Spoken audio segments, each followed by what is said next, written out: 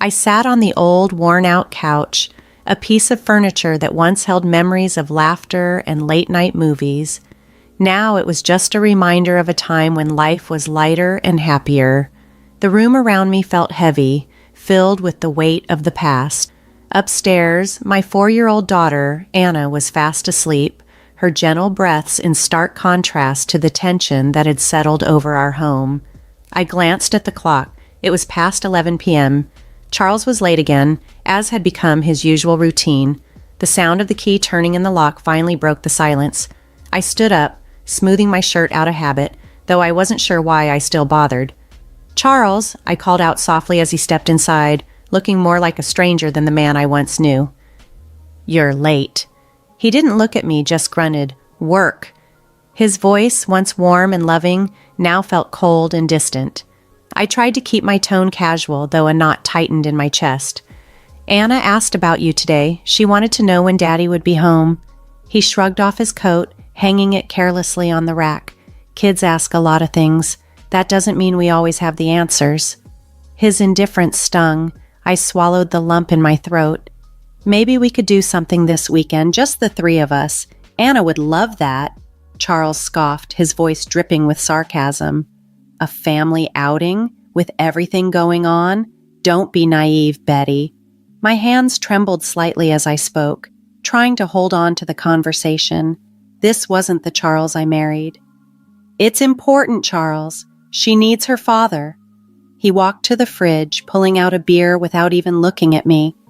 "What she needs is a miracle, not me pretending to be a happy family at the park." I felt my eyes well up with tears. "She's your daughter, Charles. How can you be so cold?" He took a long drink from the bottle, his gaze fixed anywhere but on me. "I'm being realistic, Betty. This isn't the life I wanted. A sick child, a house that feels more like a hospital." I followed him into the kitchen, my voice rising with emotion. "And what about me? Do you think I enjoy watching our daughter suffer? Do you think this is the life I dreamed of?" Charles slammed the beer bottle on the counter, the sound echoing in the tense silence. "I don't know, Betty, I really don't, but I know I can't do this anymore." Anger surged through me. "You want to walk away from your child?" He finished the rest of his beer in one gulp. "I need space. I can't handle this suffocation." His words hit me like a punch in the gut. "Suffocation?" I echoed in disbelief. "Is that what your family is to you now?" He turned away, his shoulders tense. "It's not just that, Betty, it's everything. The constant hospital visits, the medical bills, the way everything revolves around Anna's illness. I didn't sign up for this." I stared at him, speechless. How had our love turned into this bitter reality? "So what's your plan, Charles? Leave us? Start over somewhere else?" He didn't respond, just walked past me, his footsteps heavy on the wooden floor. I stood there, a storm of emotions brewing inside me. Anger, sadness, and a deep sense of betrayal. Later that night, as I lay in bed, the space next to me cold and empty, I could hear the faint sound of Charles's TV from the other room. The divide between us had grown too wide to bridge, and I couldn't help but wonder if it ever could be crossed again. Once full of warmth and familiarity, the man I had married, the father of my child, now felt like a stranger sharing my roof. Our home, typically a haven of warmth, stood in stark contrast to the sterile, stark hospital room where Anna, our daughter, lay in a small bed, her tiny chest rising and falling steadily. Sitting by her side, I held her small hand, drawing strength from her peaceful slumber. Nurse Sharon entered the room, her face a mask of professional kindness. "How's our brave girl doing today, Betty?" she asked. I managed a weary smile. "She's a fighter, always has been." Sharon checked Anna's vitals with efficient, gentle movements. "She's in good hands here. The surgery team is one of the best," she reassured me. I nodded, my throat tight with fears I couldn't voice. "I know. I just wish Charles could be here more. She keeps asking for him." Sharon gave me a sympathetic look. "Fathers often find it hard to cope with these situations, but you're doing an amazing job." The weight of loneliness bore down on me. It's hard doing it alone, you know. He's just not the same anymore. As if on cue, Charles walked in, his presence less comforting than I had hoped. He glanced at Anna, then at me, his expression unreadable. "How is she?" he asked. "The same," I replied, trying to keep my voice steady. He fiddled with his phone, avoiding eye contact. "I can't stay long, work's crazy." A flash of anger surged through me. "Work, right? Because that's what's important right now." Charles looked up, his eyes cold. "What do you want from me, Betty? To sit here and watch her sleep?" I bit back a retort, focusing instead on Anna. "She asked for you today, Charles. She misses her dad." He shrugged, his detachment forming a tangible barrier between us. "I'm here, aren't I?" Before I could respond, Anna stirred, her voice weak but clear. "Daddy?" Charles's face softened momentarily as he moved closer to her. "Hey, princess. Daddy's here." Anna smiled faintly, reaching out to him. "Stay with me, Daddy." The mix of hope and sorrow in my heart grew as Charles hesitated, and then sat on the edge of the bed. "I can't stay long, Anna. Daddy has to work." Her smile faded, an understanding far beyond the years in her eyes. "It's okay, Daddy. I love you." Charles forced a smile, patting her hand. "I love you too, kiddo." As he stood to leave, I felt a surge of resentment. "She needs you, Charles. We need you." He paused, his back to us. "I'm doing what I can, Betty." But his words rang hollow in the sterile room. I watched him leave, a familiar sense of abandonment settling over me. Anna's hand gripped mine, her small presence a reminder of the fight ahead of us. The room fell silent again, save for the beeping of the monitors.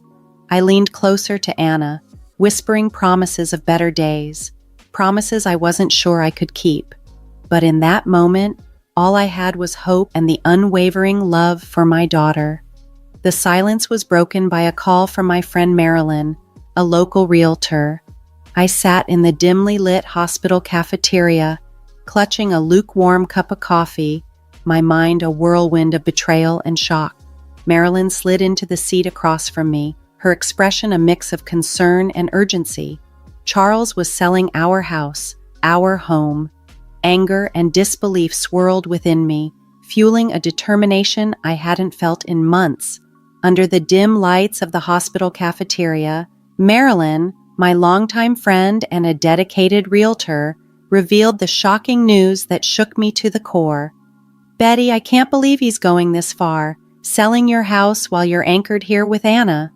I inhaled sharply, my hands quivering as I struggled to calm myself. "Marilyn, please try to delay the sale. I need some time to figure this out." Her expression hardened with determination. "I'll do everything I can, Betty, but you need to know he's insisting on closing the sale quickly."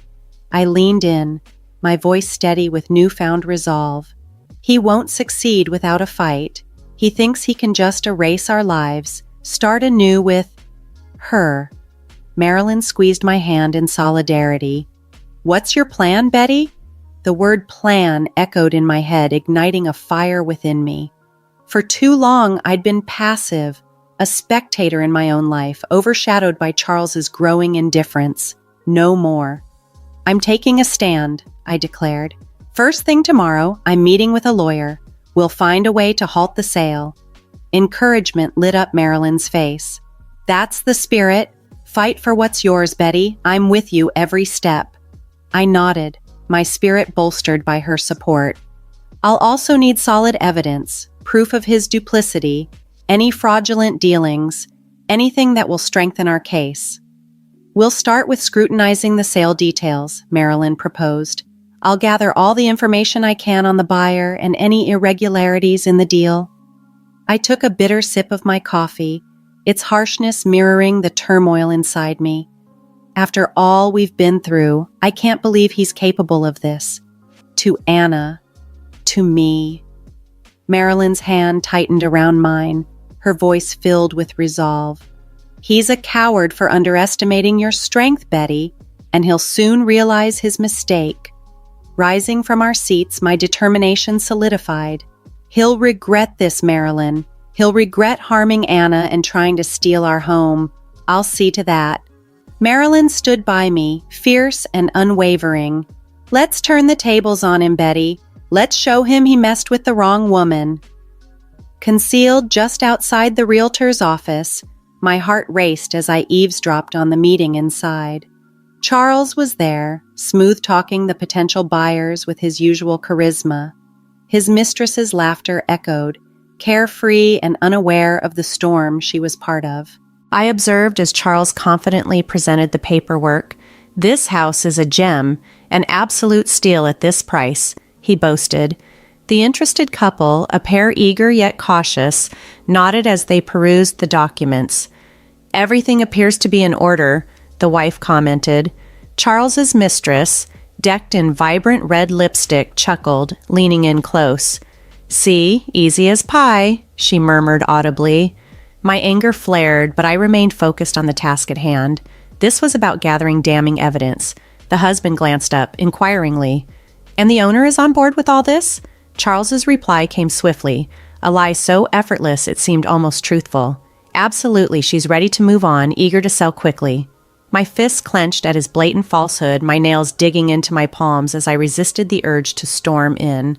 Marilyn, ever the ally in my scheme, smoothly interjected, "If you're ready, we can finalize the sale right now." The couple exchanged a glance and nodded. "We can't pass this up." I watched in silent agony as they signed the documents, each stroke a strike against the life we had built. I remained stoic, aware that this was a moment for clear-headed action, not unchecked emotions. Charles's laughter echoed in the background, mingling with the clinking of glasses as he toasted to new beginnings with the buyers, his arm around his mistress. My entrance into the room was sudden, causing a ripple of shock and confusion among the guests. "Enjoying yourself, Charles?" My voice was calm, my presence bringing the celebration to an abrupt pause. His smile faltered. "Betty, what are you doing here?" His question hung in the air as I approached them with determined steps. "I'm here to stop you from making a monumental mistake," I stated firmly. His mistress rolled her eyes dismissively. "What are you talking about? The deal is done." I returned a smile, cold and devoid of any friendliness. "Is it now? Because I don't recall agreeing to sell my house." The buyers exchanged uneasy glances. "We were told everything was in order," the husband spoke, his voice laced with doubt. Charles attempted to regain control of the situation, stepping forward. "Betty, you're confused. This is for the best." I shook my head, resolute. "No, Charles. The only confusion here is yours if you think you can forge my signature and get away with it." Silence enveloped the room. Charles's complexion turned notably paler. "You can't prove anything," he blurted defensively. From my bag, I produced a set of documents. "Actually, I can, and I have. These are the real papers. What you have are forgeries." His mistress tugged at his arm, panic edging her voice. "Charles, what's she talking about? Tell me this isn't true." But Charles was speechless, his usual suave demeanor shattered. At that moment, the door swung open and 3 police officers entered. One of them addressed Charles directly. "Charles Johnson, you're under arrest for fraud and forgery." The color drained from his face as he looked at me, disbelief etching his features. "You called the cops?" "Yes, I did," I replied, my voice steady and unwavering. "You broke the law, Charles, and you tried to steal my home." As the officers handcuffed him, his mistress began to sob, her makeup running.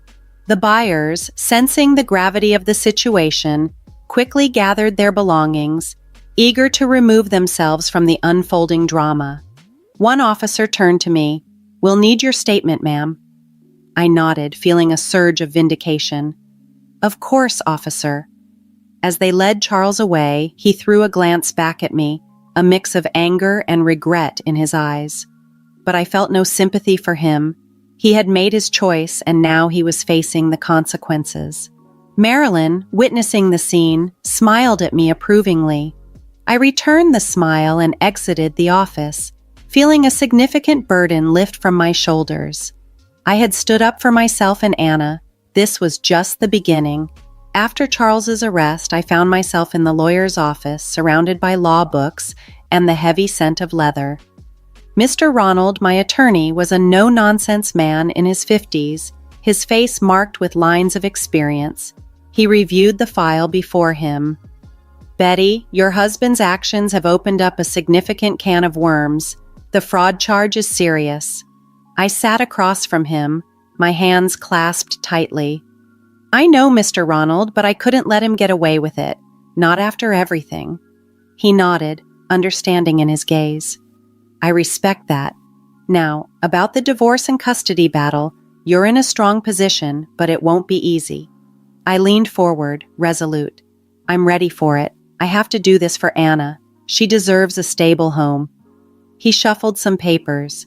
"What about alimony and child support? Given Charles's likely incarceration, it's going to be complicated." I sighed, a mix of determination and sadness coloring my voice. The road ahead was daunting, but I was prepared to navigate it for the sake of my daughter. Anna is my top concern, and I only want what's best for her. As for Charles, he made his own decisions. Mr. Ronald gave me a firm look, his face etched with seriousness. "Betty, you're a resilient woman. We'll ensure you and your daughter get the justice you deserve." Leaving his office, my phone rang. It was Charles. I hesitated but answered. "What do you want, Charles?" His voice, filled with urgency, reached me. "Betty, I know I've made mistakes, but please don't keep Anna away from me." I stopped walking, anger building inside. "Were you thinking of Anna when you tried to sell our house? When you were spending your days with someone else?" He was silent. "I lost my way, Betty, but I'm still her dad. I love her." Holding my phone tighter, I replied, "Love is more than just words, Charles. It's shown through actions. You've let us both down." His voice broke. "I'll do anything to fix this. Please." I shook my head, even though he couldn't see. "It's too late for that. You can see Anna, but only with supervised visits. That's final." He paused, then quietly accepted. The following days were a whirlwind. I spent most of my time making sure Anna felt loved and stable amid the turmoil. Her laughter soothed my broken heart. One afternoon, while Anna napped, Julie, my sister, called. "Hey, Betty, how are you coping?" Her voice always carried a blend of concern and strength. "I'm managing, Julie. It's tough, but I'm hanging in there." Julie was quiet for a moment. "I heard about Charles. I'm sorry, Betty, but I'm proud of you for standing your ground." I smiled weakly. "Thanks, Julie. It's hard, but Anna needs me now more than ever." Her tone softened. "And who's there for you, Betty?" Her question took me by surprise.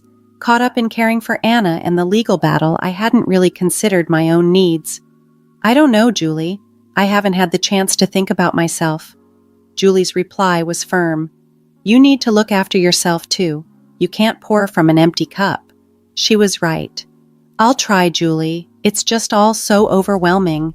You're not alone, remember that. I'm here for you always."